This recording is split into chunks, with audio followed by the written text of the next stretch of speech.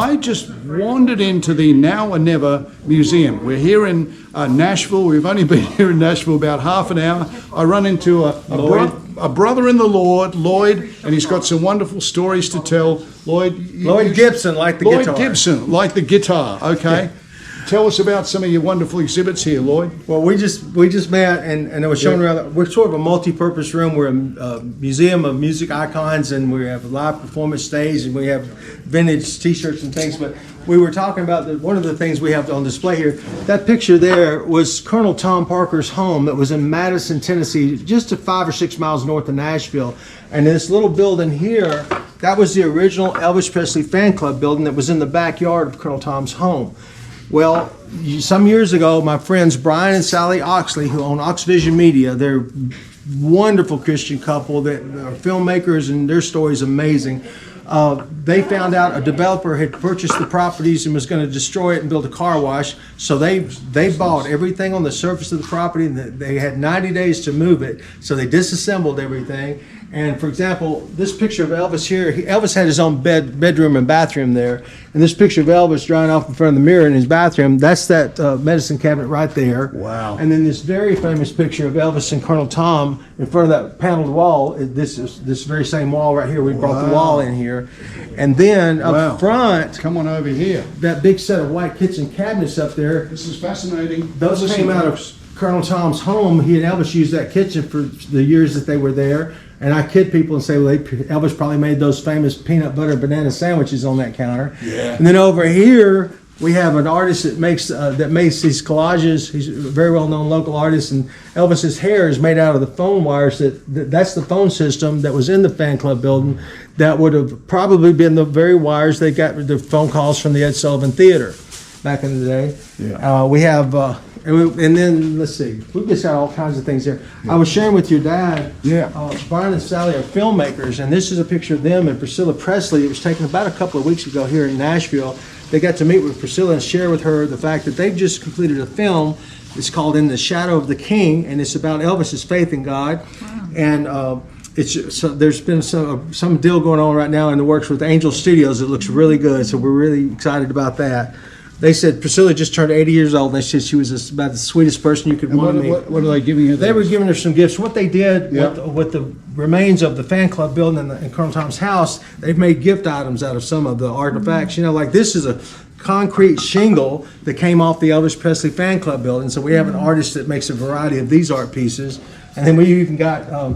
this was the floor tile from Elvis's bathroom, and so they've even got some of the tiles that, you know, real Elvis fans love that sort of thing. Yeah. And then we have a book here that Brian did about the entire disassembly process of the house and the fan club building there. Wow. And over here, this is really cool. Now there's an artist in England that makes these jewelry pieces for us. They're really art pieces because they're all different.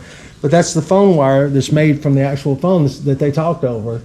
And again, that's when Elvis was, you know, people know he got his start in Memphis at Sun Records, but he got big when he got with Colonel Tom. Yeah. When he went on national TV on the Ed Sullivan Show for the first time, that's when he upset so many people with his movements. You know? But anyway, that's the phone wires they would have gotten those calls from. And then I was saying up there on the wall over the door, that's a couple of pictures from the Johnny Cash Farm and Museum that Brian and Sally own. It's a 107-acre farm that Johnny Cash owned for 30-something years. And that's our other museum.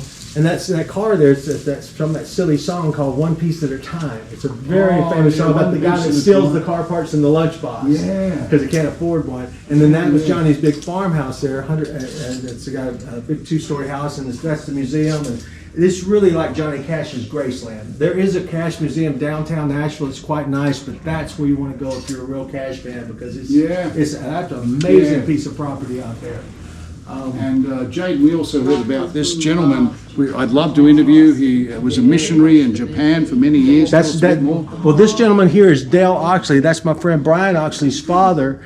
And Brian grew up in Japan because right after World War II, Brian's dad, Dale, was a Marine, and he was in the occupation right after the bombs were dropped, and he saw the carnage.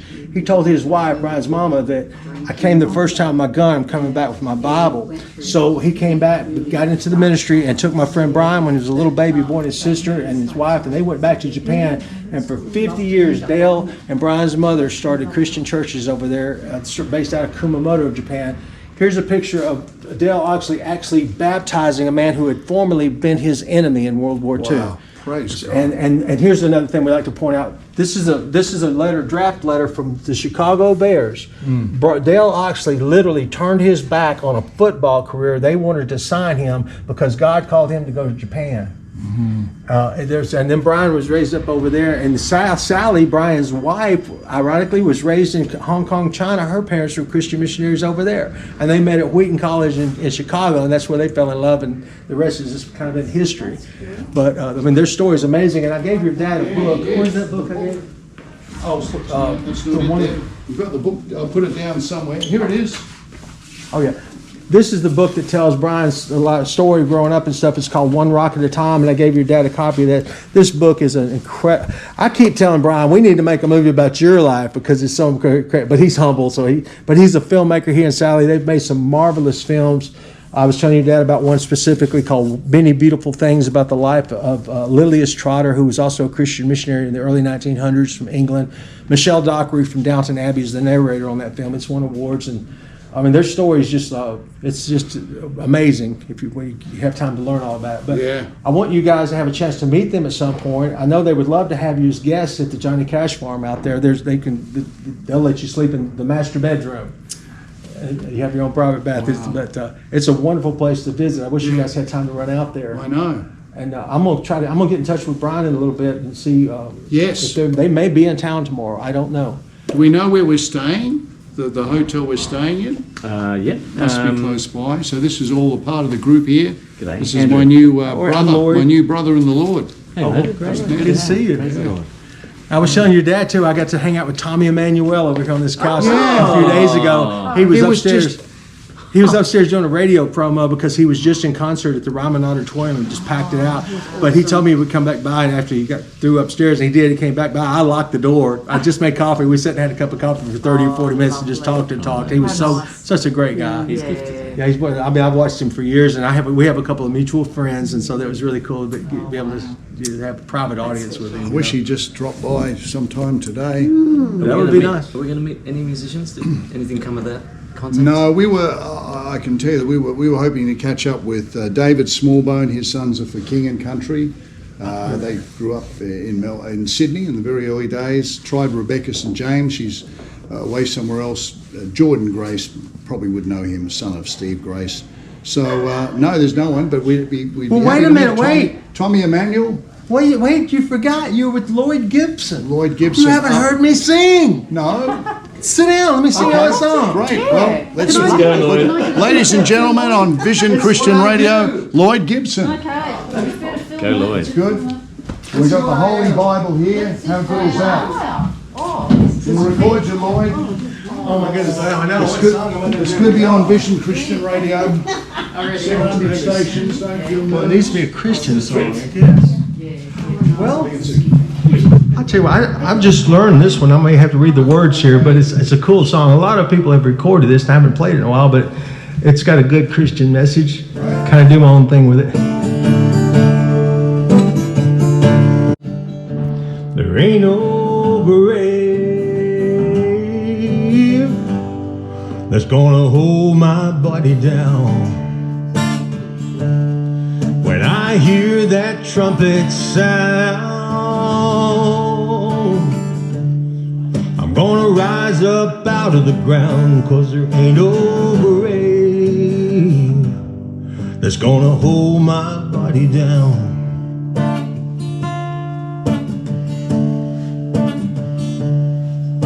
We'll go down yonder, Gabriel, put your foot on the land and the sea. But don't you blow that trumpet now until you've heard from me, 'cause there ain't no grave that's gonna hold my body down.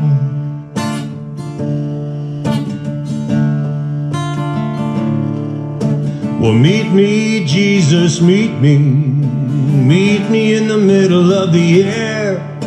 And if these wings should fail me, Lord, I know you'll be awaiting there, 'cause there ain't no grave that's gonna hold my body down. There ain't no grave that's gonna hold my body down. When I hear that trumpet sound, I'm gonna rise up out of the ground, 'cause there ain't no grave that's gonna hold my body down.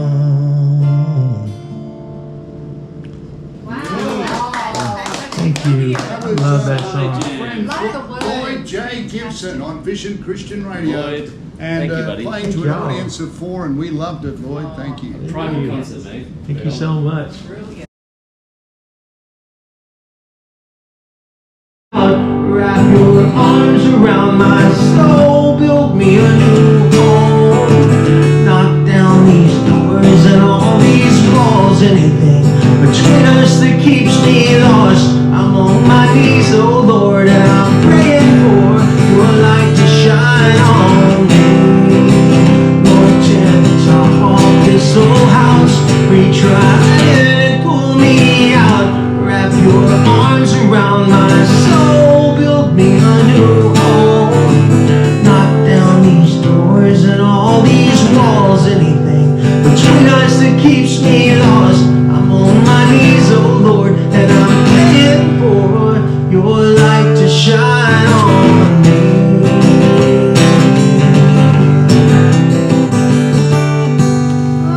Well, I haven't seen that in so long, guys. Lloyd Gibson. And I just announced that on Grand Ole Opry. Is this what You see my little Jesus right there, don't you? Because everybody needs a little Jesus. I keep him up there. That was actually a prop in the lobby of the Grand Ole Opry with that microphone there. So it wasn't the stage mic, but That's where we're going tomorrow.